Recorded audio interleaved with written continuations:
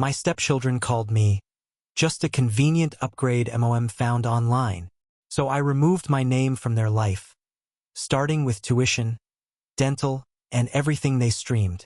The next family meeting was about how to pay rent. My name's Jake. I'm 45. I live in Austin, Texas, or used to, back when I believed home meant something. I remember when I still called this house a refuge, when the mornings smelled like coffee and peace, and I thought silence between people meant comfort, not distance. Before the coldness became permanent. 4 years ago, I married Abby.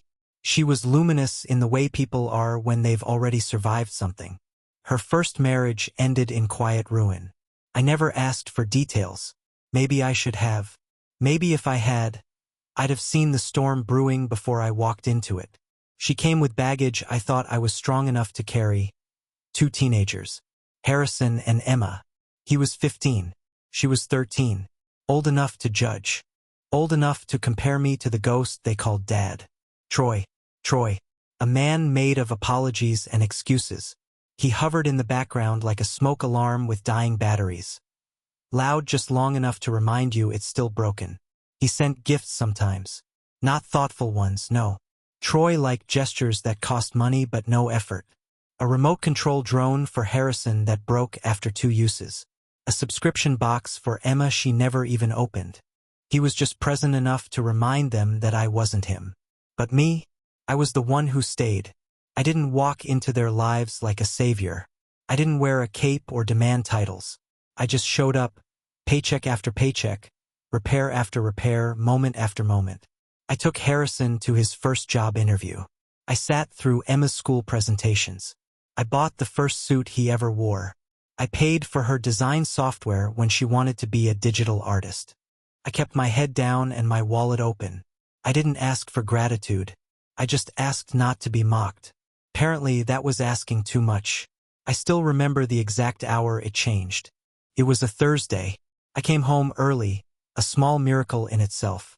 My shoulders were sore from another 12-hour day. I thought I'd surprise Abby with takeout from the Thai place she liked. I wanted to hear about her day. I wanted to matter. The house was quiet when I stepped in, except for laughter coming from upstairs. Teenager laughter. Sharp, unguarded. The kind that cuts when it's not meant for you. I was halfway down the hall when I heard Harrison's voice. He's just a convenient upgrade mom found online. The words didn't hit me at first. They floated there. Absurd, harmless, until Emma laughed. Not a chuckle. Not a slip. But the kind of laugh you let out when something feels universally, undeniably true. Like an inside joke that's been passed back and forth for years. I stopped moving. There was a crack in the door. Just wide enough. I saw them on Emma's bed. Harrison was scrolling on his phone, legs crossed, that permanent smirk on his face. Emma had her laptop open, but she wasn't typing. She was watching him, like he was the funniest man alive. She could have at least picked one with a personality, he added. I mean, he does pay for everything, Emma replied, rolling her eyes. So I guess that's something. Better than Dad in that department. But at least Dad's not a robot. Then they both laughed again. Together, freely, comfortably. Like this was routine. Like I wasn't a person, just a walking credit card. I stood there for a long time. Long enough for the bag of takeout to start leaking onto the floor.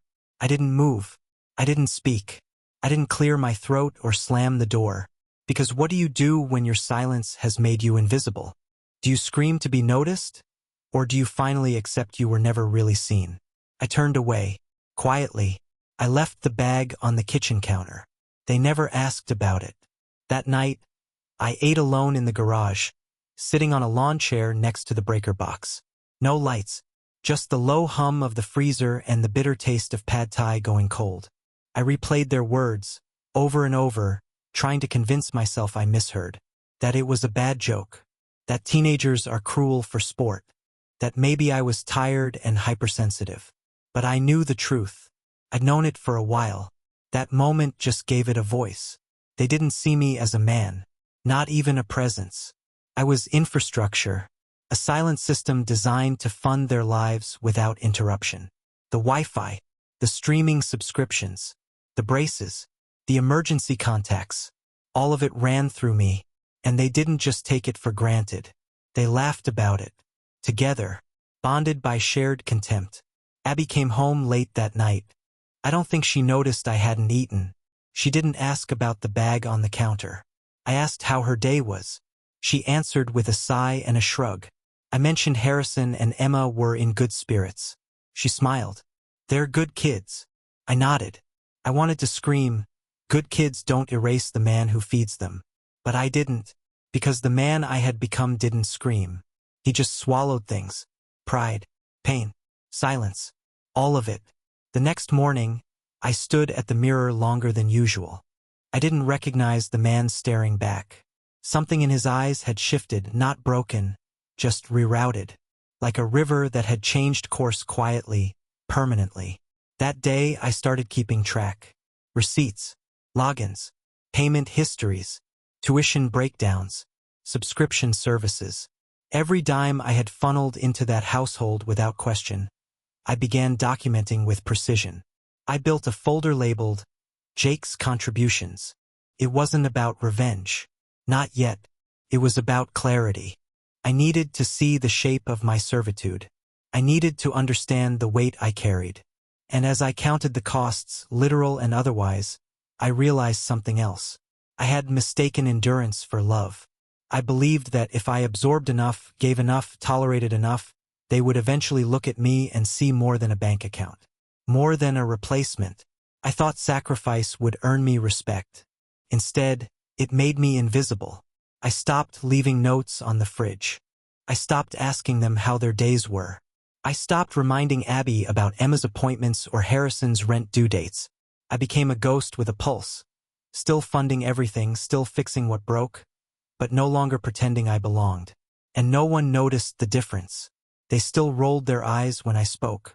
They still said, "Ask Jake, he always pays." I heard it one night as Emma was FaceTiming a friend. "Oh, I got the new iPad for school. Yeah, Jake paid for it. He always does." Not my stepdad. Not Jake got it for me because he cares. Just he always pays. 3 words. Simple, sharp, final. I had allowed them to build their lives on my back. And now they walked across it like it was paved marble. They say betrayal feels like a knife. That's not true. Betrayal feels like silence. It feels like a closed door when you're on the other side holding the keys. But here's the truth they never expected me to understand. Even the most convenient upgrade comes with a cost. And sometimes the software stops running. I didn't confront them. Not at first. No slammed doors. No late-night speeches. No dramatic scenes in the kitchen. Just silence. Cold and deliberate. I woke up the next morning and drove Harrison to his part-time job. He stared out the window the whole time, earbuds in, not a word. When we got there, he stepped out without a thank you. Just left the car door open. Emma asked for an upgrade to her Adobe license that afternoon. Sent me a casual text like she was placing an order at a drive-thru. No greeting. No punctuation. Just, I need more cloud storage. It's lagging again. I paid it. That day. Then I added it to the list. I started keeping records. Not in a notebook, that's too easy to ignore. I built a spreadsheet. Columns labeled. Recipient, purpose, date, amount, recurring, requested or volunteered. And finally, reaction. That last column stayed mostly blank. Because there weren't reactions. Just expectations. Harrison's college tuition, $6,500 per semester. Listed. Emma's design tablet, $849 with warranty. Listed. Monthly subscriptions. Spotify, Netflix, Hulu, Disney Plus, Adobe Creative Cloud. All under my name, all withdrawn from my account like clockwork. Groceries, $1,200 monthly minimum. Utilities, $500 average. Cell phone plan, $240 for 4 lines. I watched the numbers pile up like bricks on my chest. I'd been building their lives with my labor and burying myself underneath it. Still, I said nothing. But the quiet became a protest. And the protest became a reckoning. Abby noticed first. Not the mood, she rarely looked that closely anymore, but the absences. I stopped answering right away when she asked for money. Delayed repairs. Waited a few extra hours to refill the gas cards. I wanted to see if anyone noticed the slowdown. They didn't. Emma's iPad screen cracked. I didn't offer to fix it. She left it on the kitchen table with a sticky note that just said, "Can you take care of this?" Not please. Not thank you. Just an order disguised as dependence. I peeled the note off. Put it in my drawer.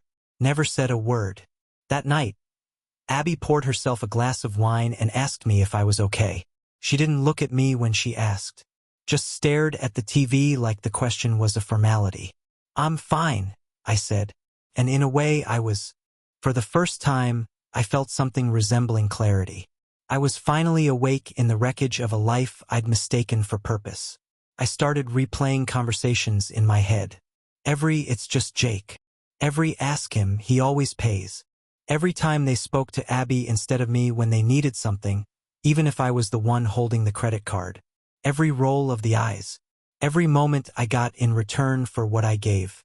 And Abby always brushed it off. "They're just kids. They don't mean it. They'll come around." But I wasn't dealing with toddlers.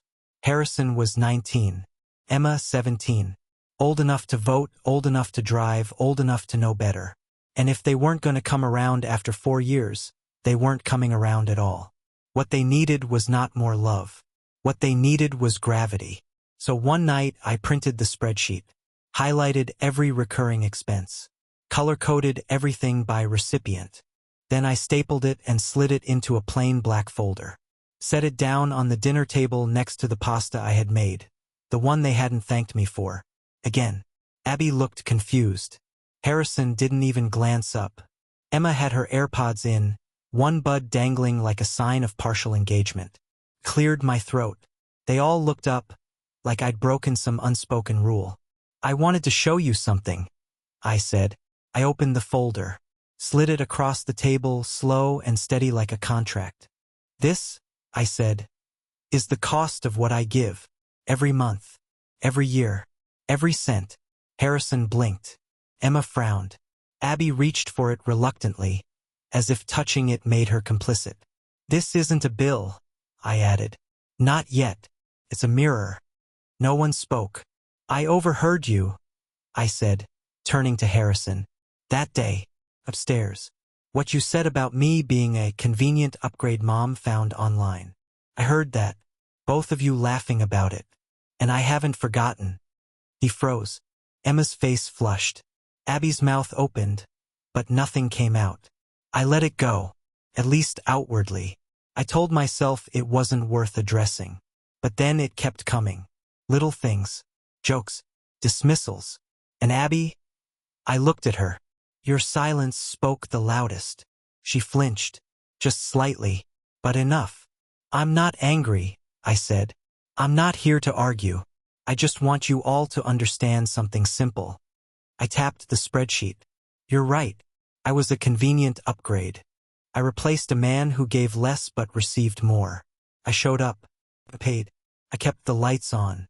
And in return, I became invisible." Emma looked away. Harrison shifted in his seat. Abby started crying. The silent kind, where the tears roll and the lips don't move. "So here's what's going to happen," I said, voice steady.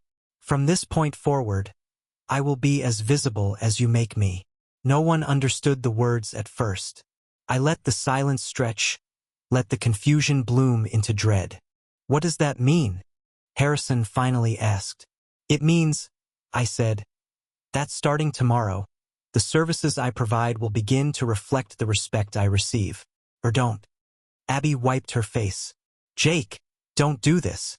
I cut her off. Calmly. "No, I'm not doing anything. I'm just removing my name from a system where it clearly didn't matter." I stood up, walked to the sink, rinsed my plate, dried my hands. They stayed at the table, stunned into stillness. No one followed me to the living room. No one knocked on the bedroom door. But I knew the questions were coming. They always ask when the faucet runs dry. The morning after the folder incident, the house felt heavier. Not loud, Not hostile, just waited, like everyone was walking through a field of unspoken consequences. Harrison left early for his shift, barely making eye contact. Emma hovered in the kitchen longer than usual, waiting for me to soften, to say something reassuring, something that would tell her the threat wasn't real. But I didn't speak. I buttered my toast, sipped my coffee, let the silence teach what years of generosity never had. I drove to work and sat in the parking lot for a full 10 minutes before going inside. Not because I doubted myself, but because of the clarity settling in my bones. The kind that doesn't fade.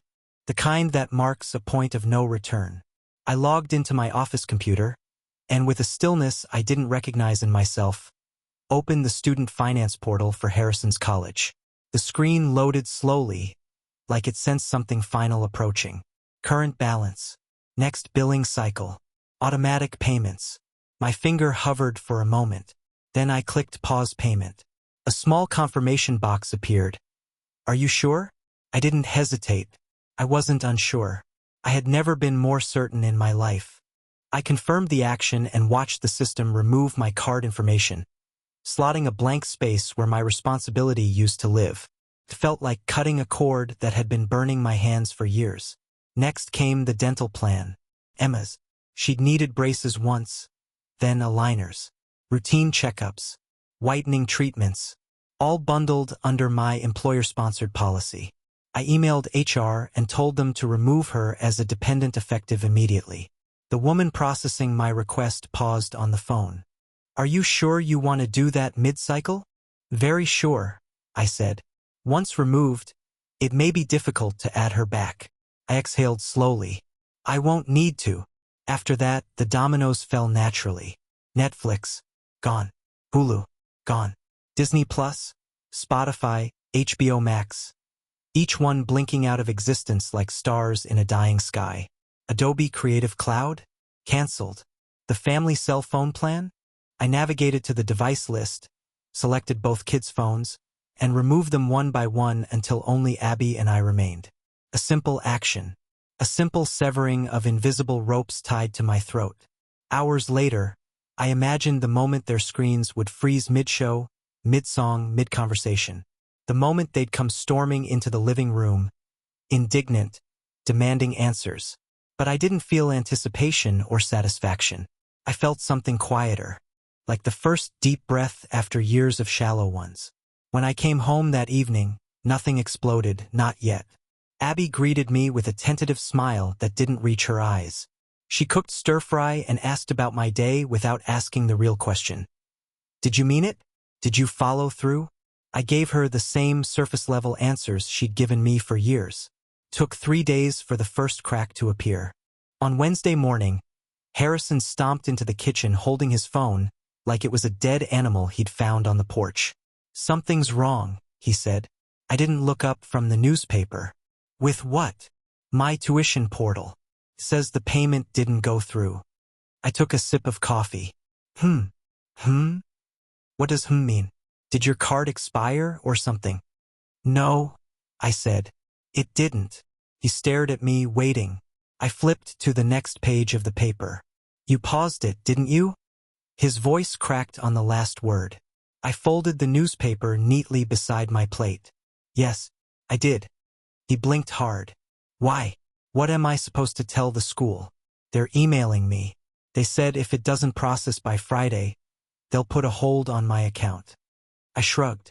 Tell them whatever you want. His face flushed a deep, angry red. Are you seriously doing this because of one comment? No, I said calmly. I'm doing this because of years of comments. He scoffed. This is insane. You can't just stop paying tuition. I met his eyes. I can stop doing anything I was never thanked for. He stormed out, slamming the door hard enough to rattle the windows. Abby followed him, calling after him, then came back to the kitchen, her face pale. Jake, she whispered. You can't just. Harrison's in the middle of the semester. He needs this. He needs responsibility, I said. He'll be fine. His father won't help. You know that. That isn't my problem anymore. She inhaled sharply, like the air itself had cut her lungs. "You're being cruel." "No," I said softly. "I'm being consistent." Later that afternoon, Emma had her own revelation. She emerged from her room holding her cracked iPad like it was suddenly heavier than before. "They said I'm not on the insurance anymore," she said, her voice smaller than usual. "I tried to reschedule the appointment for Friday. They said I'm not covered." "That's correct," I said. Her lip trembled, not from sadness, but from outrage. "You removed me from your plan?" "Yes." "Why would you do that?" Her voice rose. "I have a project due. I need the tablet. I need—" "Your mother can help you," I said. "Or your father." Her eyes flickered with something like fear. She knew her father wouldn't pay. He never did. He was a tourist in their lives. Enough presence to remind them I wasn't him, but never enough to take the burden. "You didn't even tell me," she said quietly. "I didn't think you'd care," I replied. She stared at me, stunned by the calmness of the blow. "You're supposed to be the adult." "I am," I said. "For myself." That night, the arguments started. Abby paced the living room, pleading, negotiating, trying to smooth over a chasm. She said things like, "We can work this out," and "You're overreacting," and "You're tearing the family apart." But I didn't raise my voice. I didn't fight. I didn't defend myself. I'd done enough defending to last a lifetime. "I didn't tear anything apart," I said. "I stopped holding it together alone." 2 days later, the academic hold landed. Harrison slammed the letter on the counter, demanding explanations I no longer offered. Emma cried on the couch, staring at the canceled app icons on her screen like tiny tombstones. Abby looked at me like she was seeing a stranger. Maybe she was. But I wasn't angry. I wasn't vindictive. I was simply finished. I had removed my name from a system where it clearly didn't matter. And the system was starting to collapse. They brought this house to its knees with their contempt. I simply stopped paying the rent on their disrespect. 2 weeks passed. 2 full weeks of cold stares, silent meals, scattered arguments behind closed doors. 2 weeks of shifting blame. Abby called it a rough patch. Emma called it unfair. Harrison didn't call it anything. He just left earlier each day and came back later, as if time itself might undo the fracture. But fractures don't heal without setting the bone straight. And we were past healing. That Monday morning, I left a note on the fridge. Same black pen I used to sign rent checks. It read, "Family meeting. Tonight, 7 p.m. Everyone. No exceptions." I came home from work at 6:30. The house was quiet. Abby was already in the living room, curled up on the couch, glass of wine in her hand. She didn't look at me when I walked in. I didn't look at her either. At 6:55, Emma came downstairs, phone in hand, lips tight, no makeup, no sarcasm, just silence. Harrison arrived at 7:03. No apology. Just dropped onto the armrest of a chair like it owed him comfort. They expected a lecture. What they got was a calculation. I stepped into the center of the room with a single piece of paper in my hand. Just one. I didn't bring the spreadsheet this time. No folder. No drama. Just the final statement of a man who had paid every invoice, financial and emotional, with interest and now stood at 0. "This meeting's about rent," I said. Emma blinked. Harrison's brows tightened. Abby looked up. "What?" Harrison said. "Rent," I repeated. "This house costs money. Mortgage, utilities, groceries, internet, gas, insurance. The things you use, the roof you sleep under, they're not free." Abby sat up straighter. "Jake," I held up a hand. "Let me finish." I turned to Harrison. "You're 19, an adult by law. You're not in school. You have a job.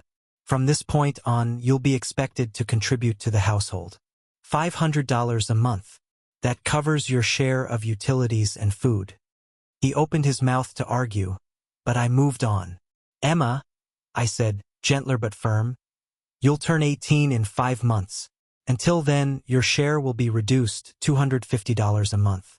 When you turn 18, that number will go up to match your brother's.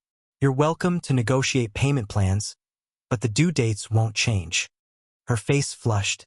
You're making us pay rent? No, I said. I'm offering you the opportunity to live like adults, since you treat me like I'm not your father. That landed like stone. Abby finally spoke. This isn't fair. They're just kids.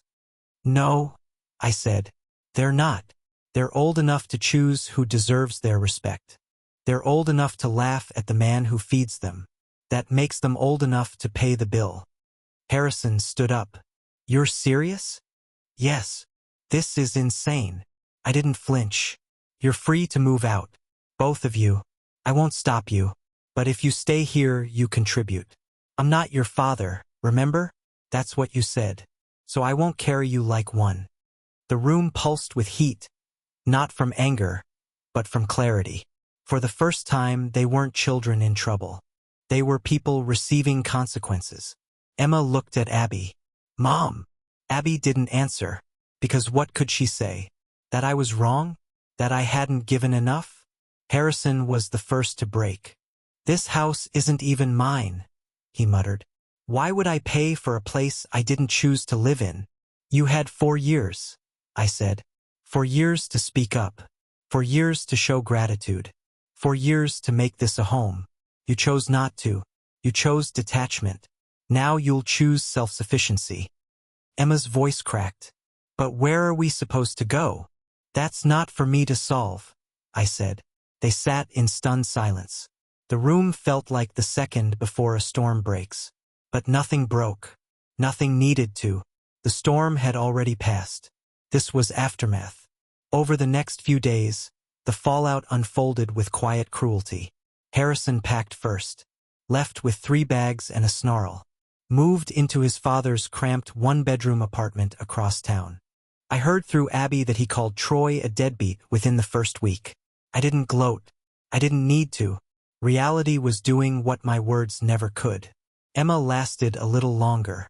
She cried the day she looked at her bank account and realized part-time design gigs wouldn't cover even the reduced rent. Abby tried to step in. I watched her juggle phone calls and tearful conversations, trying to stitch together some version of family where I played the silent financier again. But I wasn't silent anymore. I was absent. Emma moved in with 2 friends. A shared apartment with 1 bathroom and a broken microwave. She still came by sometimes, quiet and distant, like a guest in a hotel she used to own. And Abby, she unraveled slowly. The quiet grief of someone realizing the center no longer holds. She got a full-time job again. First time in years. Not because I asked her to, because I stopped filling the space where accountability should have been.